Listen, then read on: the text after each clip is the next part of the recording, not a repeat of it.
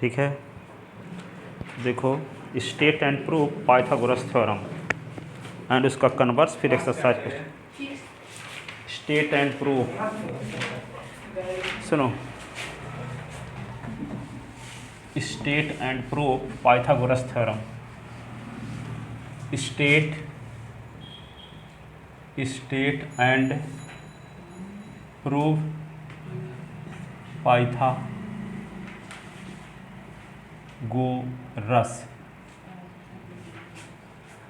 Pythagoras theorem.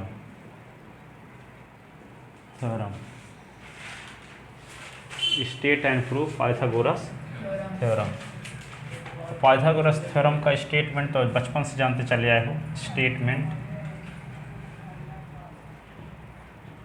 क्या है?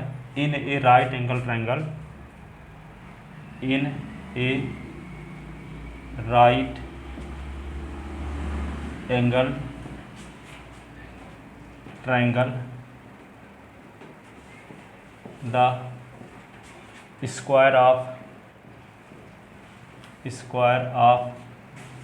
hypotenuse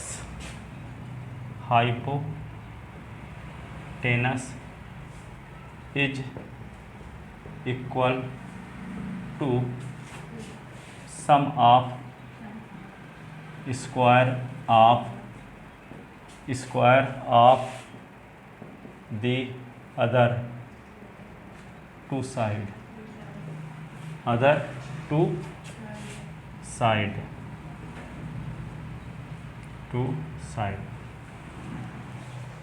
ठीक है, किसी राइट एंगल ट्रायंगल में हाइपोटेनस का स्क्वायर रिमेंस टू साइड के स्क्वायर के सम के इक्वल होता है। ठीक है ना, तो इसको हम राइट एंगल ट्रायंगल इस प्रकार से बनाते हैं। एक राइट एंगल ट्रायंगल तो ऐसे है, इस प्रकार का बनाते हो आप, पर हम समझ सुविधा के लिए इस प्रकार का राइट ट्रायंगल बनाते हैं ऐसे, और इस लाइन पर एक परपेंडिकुलर लाइन खींच दिए। ये 90 डिग्री का एंगल है। ए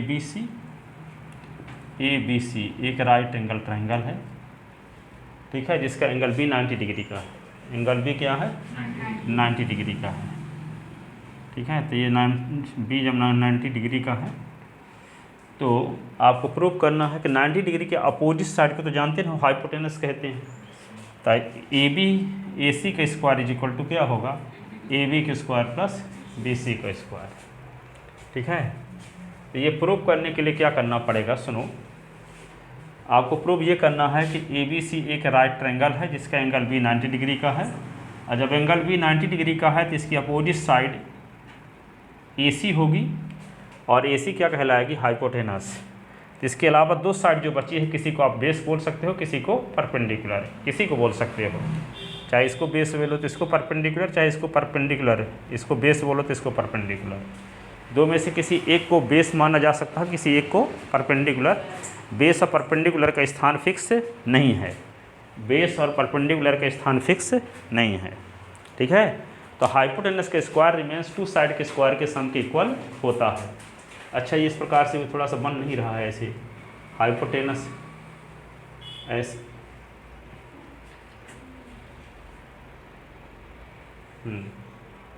ए बी सी। अब ये 90 डिग्री का है, तो यहाँ पे गिवन ए बी सी लिखोगे क्या? Given triangle A B C is a right angle triangle in which angle B is equal to 90 degree. Angle B is equal to 90 degree. ठीक है, तो टू प्रूफ क्या प्रूव करना है? 90 डिग्री के opposite side को हम क्या बोलते हैं? तो यहाँ पे क्या होगा? ए बी का स्क्वायर प्लस बी सी का square is equal to A C का स्क्वायर। ये इक्वेशन हो गया फर्स्ट। ए बी का स्क्वायर प्लस बी सी का square is equal to A C का स्क्वायर। ये आपको प्रूव करना है। ये प्रूव करने के लिए हम क्या करेंगे? वर्टेक्स बी से अपोजिट साइड यानी हाइपोटेनस में एक परपेंडिकुलर ड्रा करते हैं, draw B D perpendicular on A C, B D perpendicular on A C. तो कंस्ट्रक्शन में क्या लिखोगे, कंस्ट्रक्शन में लिखोगे क्या, draw B D perpendicular on A C, B D perpendicular on A C. ठीक है ना। गिवन क्या है, एक triangle A B C is a right angle triangle in which angle B is equal to 90 degree. तो to proof A B का square plus B C का square is equal to A C का square.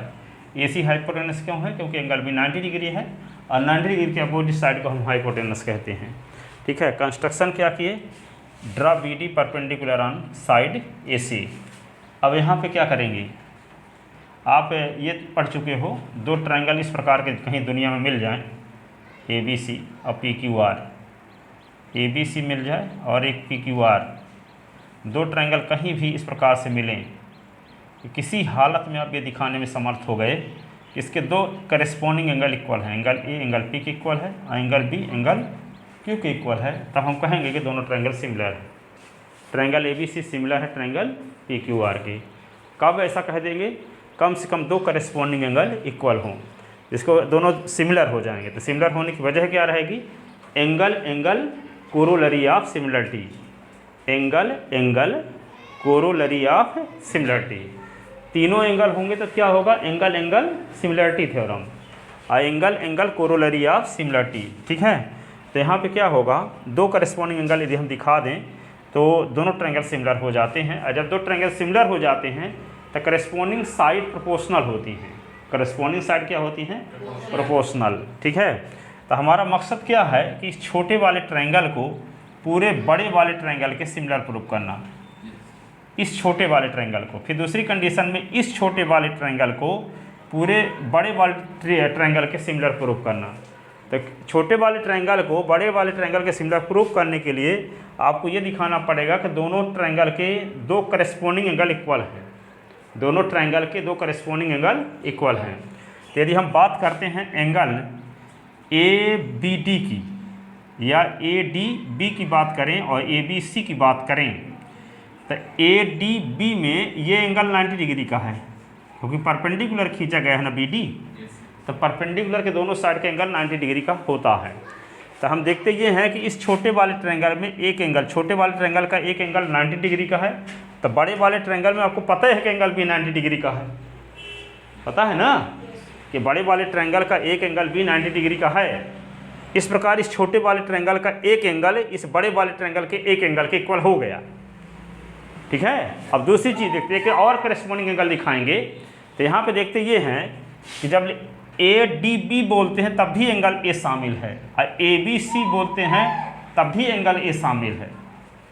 इसका मतलब क्या हुआ, angle इस triangle का ये एंगल ए का मेजरमेंट 60 डिग्री का है मान लो, तो इस ट्रायंगल ए बी सी में भी तो वही एंगल शामिल है, तो ट्रायंगल ए बी सी का भी एंगल ए क्या होगा 60 डिग्री का। इसका मतलब एंगल ए दोनों में शामिल है, इस ट्रायंगल में भी शामिल है और इस ट्रायंगल में भी शामिल है। इसका मतलब एंगल ए इस छोटे वाले ट्रायंगल का एंगल ए और बड़े वाले ट्रायंगल का एंगल ए सेम होगा। इस प्रकार हम देखते हैं कि दोनों ट्रायंगल के दो करेस्पॉन्डिंग एंगल इक्वल हो गए। इसका मतलब ये छोटा वाला ट्रायंगल इस पूरे बड़े वाले ट्रायंगल के क्या हो गया, सिमिलर। छोटा वाला ट्रायंगल, ये छोटा वाला ट्रायंगल इस बड़े वाले ट्रायंगल के सिमिलर हो गया। क्यों, एंगल कोरोलरी ऑफ सिमिलरिटी से। ठीक है, ठीक है। तो यहाँ पे देखो, जब ये दोनों ट्रायंगल सिमिलर हो गए तो करस्पॉन्डिंग साइड प्रोपोर्शनल होंगी। करस्पॉन्डिंग साइड क्या होंगी, प्रोपोर्शनल। ठीक है। तो यहाँ पे क्या होगा, A D upon A B is equal to A B upon A C. अब देखो यहाँ पे यही चीज़ तो समझने वाली चीज़ है थोड़ा सा। जैसे एक ट्रायंगल, इस ट्रायंगल की हम बात करते हैं और एक ट्रायंगल की बात कर रहे हैं ऐसे, जो इस प्रकार का बना हुआ। ये ट्रायंगल का नाम है ए बी डी और इस ट्रायंगल का नाम है ABC, क्या नाम है? ABC। ठीक है, आप ये दिखा दिए कि एंगल A इस एंगल के इक्वल है और ये एंगल D एंगल B के इक्वल है। ये 90 डिग्री का ये भी है और ये भी 90 डिग्री का। ठीक है, अब एक बात तो कन्फर्म रहती है कि यदि कोई राइट ट्रायंगल है जो 90 डिग्री का एंगल होता है, उसी के अपोजिट साइड को हाइपोटेनस कहते हैं, उसी के अपोजिट साइड को हाइपोटेनस कहते हैं। तो ये तो कन्फर्म है कि जब ये परपेंडिकुलर ड्रा किया गया कंस्ट्रक्शन में तो निश्चित रूप से 90 डिग्री का होगा, और जब ये 90 डिग्री का है तो इसकी अपोजिट साइड क्या हुई? AB। तो ये 90 डिग्री के अपोजिट साइड को कहते क्या हैं? हाइपोटेनस। तो हाइपोटेनस अपॉन हाइपोटेनस, तो इसका हाइपोटेनस क्या है? AB, और इसका हाइपोटेनस क्या है? AC। ठीक है ना। अब देखो यहाँ पे AB, अब इस ट्रायंगल में AB साइड है, इस ट्रायंगल में तो हाइपोटेनस AB है ना, AD अपॉन AB और AB। अब इस ट्रायंगल की बात करते हैं, इस ट्रायंगल में तो जब ये हाइपोटेनस हो गया AC, तो इन दो साइड में से किसी को हम बेस मान सकते हैं, किसी को परपेंडिकुलर, किसी को बेस मान सकते हैं और किसी को परपेंडिकुलर मान सकते हैं। ठीक है ना। तो यहाँ पे क्या करेंगे, AD यहाँ पे इसको इस छोटे वाले ट्रायंगल में, जैसे मान लो यहाँ पे 90 डिग्री का एंगल बन रहा है, तो जनरली हम AD को क्या कहते हैं? बेस, और इसको क्या कहते हैं? परपेंडिकुलर, और इसको कहते हैं हाइपोटेनस। तो ये क्या होगा? AD क्या है? बेस है। AD क्या है? बेस है। ठीक है, तो जब ये AD बेस है तो इस ट्रायंगल की साइड, बड़े वाले ट्रायंगल का बेस AB मान लो है, तो दोनों में से किसी को बेस माना जा सकता है। पर याद रखना कि इस ट्रायंगल ABC में हम चाहे इसको बेस माने चाहे इसको बेस माने, पर मानेंगे AB को। ठीक है, क्योंकि दोनों को हम बेस मान सकते हैं। ठीक है, अब AB को बेस क्यों मानेंगे? AB और BC में से किसी को बेस मानने के लिए आप फ्री हो। ठीक है, तो यहाँ पे AD, इसको भी तो हम चाहे A इसको बेस मान लें चाहे किसको बेस मान लें, इसको भी बेस मान सकते हैं ना। ठीक है, क्योंकि हाइपोटेनस के स्थान पर फिक्स है। ठीक है, इसको यदि आप बेस कहोगे तो इसको भी बेस कहोगे, ये ध्यान रखना। ठीक है, और इसको क्या कहोगे? इसको कहोगे परपेंडिकुलर, तो इसको कहोगे परपेंडिकुलर। ठीक है, अब दो ट्रायंगल जब सिमिलर हो गए तो हाइपोटेनस तो कन्फर्म है आपका कि छोटे वाले ट्रायंगल का हाइपोटेनस क्या है? AB। ठीक है, और बड़े वाले का ट्रायंगल का हाइपोटेनस क्या है? बड़े वाले ट्रायंगल का है AC। ठीक है, अब छोटे वाले ट्रायंगल का बेस AD, तो बड़े वाले ट्रायंगल का बेस AB। तो यहाँ पे क्या होगा? बेस अपॉन बेस, ये क्या होगा? Hypotenuse upon hypotenuse. ठीक है, तो बेस इसका लिखते हैं पहले AD अपॉन, तो छोटे वाले ट्रायंगल का बेस AD है, तो बड़े वाले ट्रायंगल का बेस क्या मान है? AB। ठीक है, और छोटे वाले ट्रायंगल का हाइपोटेनस क्या है? AB। छोटे वाले ट्रायंगल का हाइपोटेनस क्या है? AB। तो बड़े वाले ट्रायंगल का हाइपोटेनस क्या है? AC। तो इसका क्रॉस मल्टीप्लिकेशन कर दो, तो AB का मल्टीप्लाई AB के साथ, AB इंटू AB, और ये क्या होगा? AD into AC, AD into AC। अब AB क्या हुआ? AB का स्क्वायर, तो AD इंटू AC। हमें क्या आ गया? हमें AB के स्क्वायर की ज़रूरत भी है, AB के स्क्वायर की ज़रूरत भी है। अब हम क्या करेंगे? इस छोटे वाले, इसका नाम इक्वेशन फर्स्ट डाल देते हैं। अब इस छोटे वाले ट्रायंगल की बात करते हैं BDC की, और ट्रायंगल ABC की। ठीक है, तो इसमें क्या है? इस वाले ट्रायंगल में, छोटे वाले ट्रायंगल में, ये भी तो एंगल 90 डिग्री का है कि नहीं? क्योंकि परपेंडिकुलर खींचा गया है। जब परपेंडिकुलर खींचा गया है तो ये एंगल भी 90 डिग्री का होगा। तो छोटे वाले ट्रायंगल का, इस छोटे वाले ट्रायंगल की बात कर रहे हैं आप। कौन छोटे वाले की? ये जो ये है BDC की बात कर रहे हैं, और एक ट्रायंगल क्या है? ABC की बात कर रहे हैं। ठीक है, तो यहाँ देखते ये हैं कि ये 90 डिग्री का है, तो यहाँ पे क्या है? ABC में एंगल भी 90 डिग्री का है। ठीक है, ये 90 डिग्री है, तो इसमें ये, अब देखो C एंगल इसमें भी शामिल है और C एंगल इसमें भी शामिल है, तो कॉमन एंगल है। इसलिए एंगल कोरोलरी ऑफ सिमिलरिटी से दोनों ट्रायंगल क्या हो गए? सिमिलर। और जब ये दोनों ट्रायंगल सिमिलर हो गए तो इसमें क्या हो जाएगा? BC अपॉन, इसका बेस BC, तो BC अपॉन नहीं क्या लिखोगे इसको, DC, ये DC ना है, तो DC अपान BC और फिर BC क्या है, BC छोटे वाले ट्रायंगल का हाइपोटेनस है क्योंकि 90 डिग्री के अपोजिट की साइड है, और AC क्या है, बड़े वाले ट्रायंगल की हाइपोटेनस है। तो यहाँ पे क्या लिखेंगे, BC अपान AC, और यहाँ क्रॉस मल्टीप्लिकेशन, तो BC इंटू BC का स्क्वायर और DC इंटू AC, ऐसे हो गया। ठीक है, अब देखो BC का स्क्वायर इज इक्वल टू, अब एक इक्वेशन ये सेकंड मिल गया, तो आपको दो रिजल्ट मिले, एक तो AB का स्क्वायर इज इक्वल टू मिला AD इंटू AC, और दूसरा क्या मिला, BC का स्क्वायर इज इक्वल टू मिला क्या, DC into AC। Equation first और सेकंड को यदि ऐड कर देते हैं तो क्या मिलेगा, AB का स्क्वायर प्लस BC का square is equal to AD into AC plus DC into AC। अब AC देखो दोनों में है, तो AC क्या करेंगे, AC को कॉमन ले लेंगे, तो बचेगा क्या, AD प्लस DC बचेगा। और डायग्राम में देखो ना, AD और DC को जोड़ोगे तो क्या आएगा, AC। AD और DC को जोड़ोगे तो क्या आएगा, AC। तो यहाँ पे AC तो पहले से है, AD और DC को जोड़ने से भी AC ना आएगा, तो AC और AC मिलके क्या हुआ, AC का स्क्वायर। तो क्या मिल गया, AB का स्क्वायर प्लस BC का square is equal to AC का स्क्वायर। ठीक है, और यही हमें प्रूव भी करना था।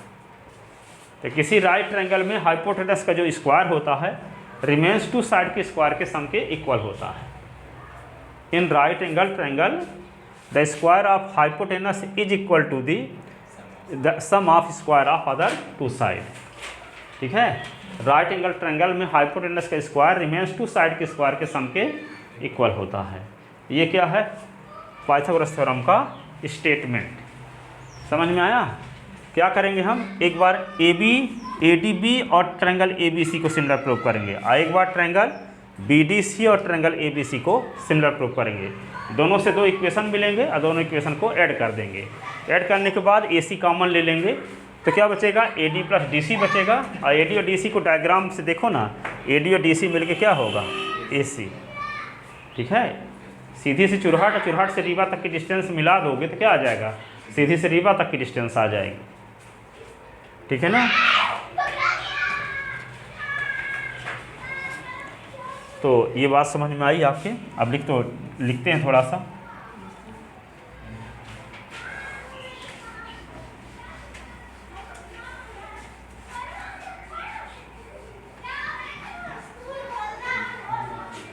कंस्ट्रक्शन में, ठीक है, प्रूफ में क्या लिखेंगे, प्रूफ में देखो यहाँ से, प्रूफ इन ट्रायंगल ADB,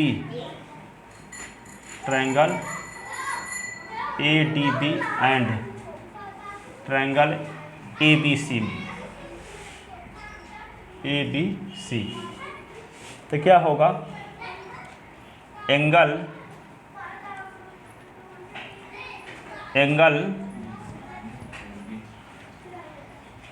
ए का नाम क्या होगा, पूरा नाम DAB, angle DAB is equal to angle BAC, angle BAC common angle लिख दोगे, कॉमन एंगल्स एंगल से।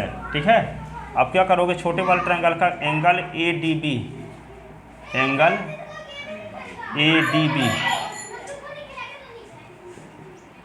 ADB is equal to angle ABC, angle ABC each 90 degree. ठीक है, तो triangle ADB similar to triangle ABC by angle corollary of similarity. ठीक है, तो दोनों ट्रायंगल सिमिलर हो गए। तो जब ट्रायंगल सिमिलर हो गए तो क्या होगा, AD अपान AB अपान AC। ठीक है, ratio of corresponding side of two similar triangles are same. The ratio of corresponding sides of two similar triangle. The ratio of corresponding side of two similar triangles are same.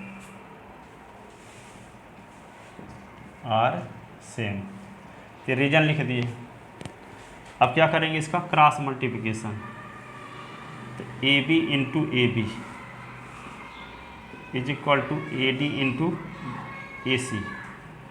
तो A B का square is equal to A D into A C. ये equation हो गया क्या second. देखते हैं आ रहा है कि नहीं। Equation second. अब क्या करेंगे दूसरा ट्रायंगल लेंगे। कौन सा ट्रायंगल लेंगे? In triangle B D C and A B C. In triangle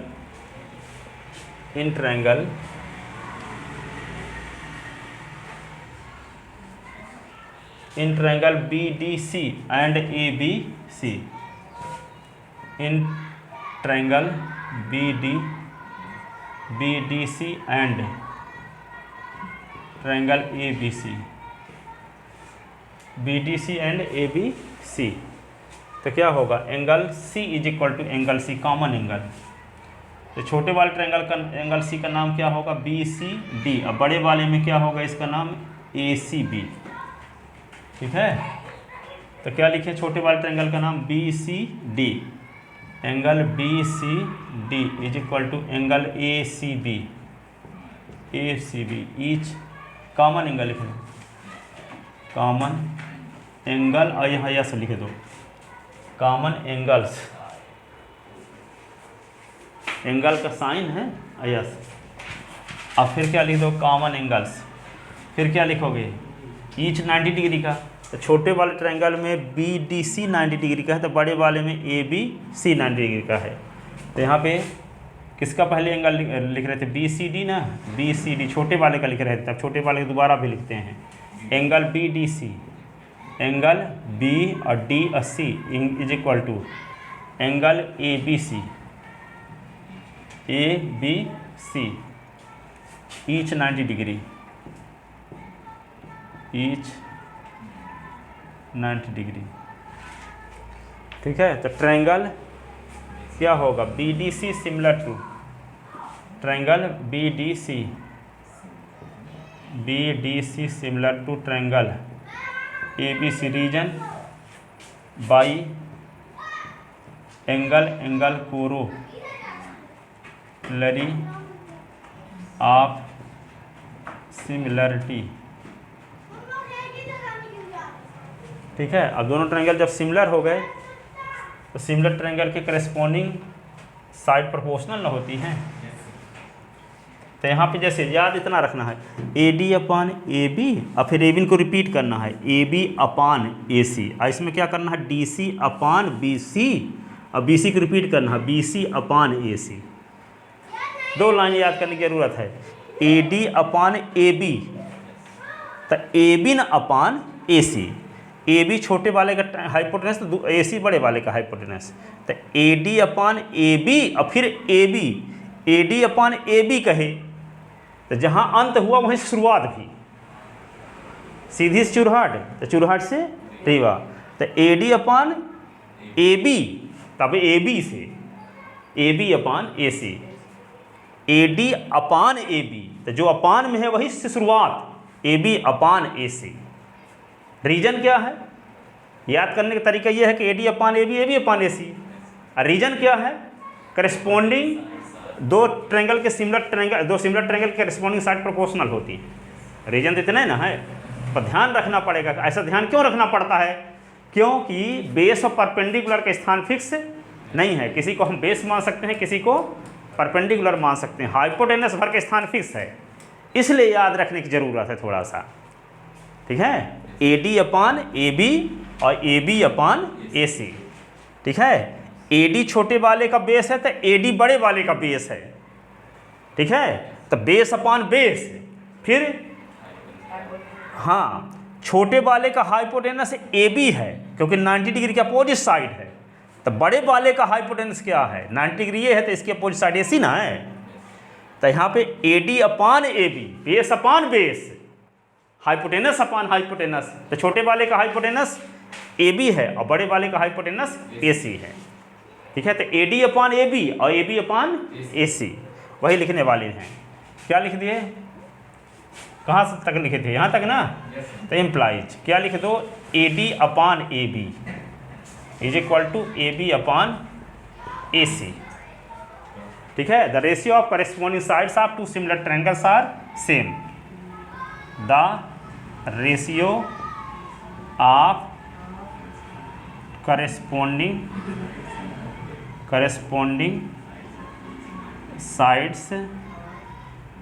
sides of two similar triangle are same। ये हो गया इसका रीजन। अब क्या करेंगे, इसका क्रॉस मल्टीप्लिकेशन कर दो। तो क्रॉस मल्टीप्लिकेशन जब करोगे तो क्या होगा, A B into A B, A D into A C, तो ए बी का square, A D into A C, ये इक्वेशन हो गया क्या, थर्ड। ठीक है, अब again in triangle B D C and A B C, ये तो समझने के लिए लिखे थे ना पहले, हैं, ये तो पहले तो समझने के लिए लिखे थे, अब दोबारा व्यवस्थित आए लिख रहे हैं।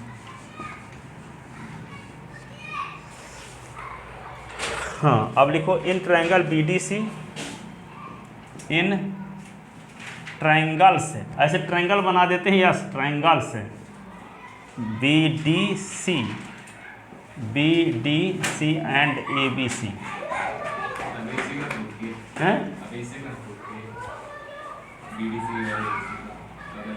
नहीं अभी तो इसको लिए थे, ए डी बी और ए बी सी को लिए थे, यही ना। अभी ये वाला ट्रायंगल लिए थे, बी डी सी वाला लिए थे, छोटा वाला कर चुके थे। अच्छा गलत, तो यहाँ पे बी डी सी, तो फिर B D upon A C, A D upon B C क्यों लिख रहे हैं फिर, B D C similar to triangle A B C, तो ये गलत ना हो गया। ऐसे लिखेंगे डी सी अपान बी सी या B C upon A C, D C upon B C और B C upon A C. अब B C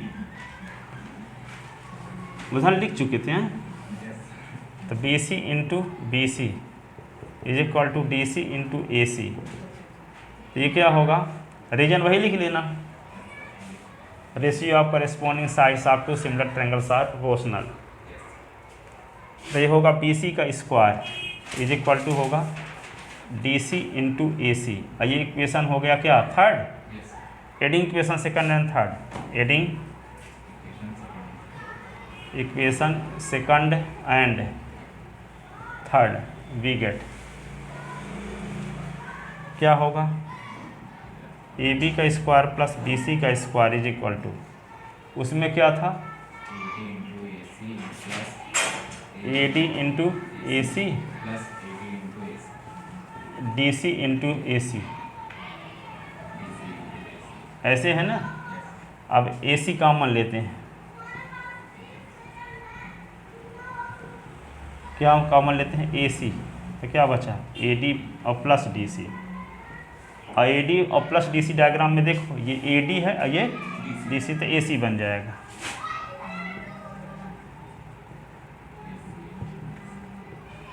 A C into A C, तो इम्प्लाइज ए बी का स्क्वायर बी सी का square is equal to A C का square, ये आ गया, has proved.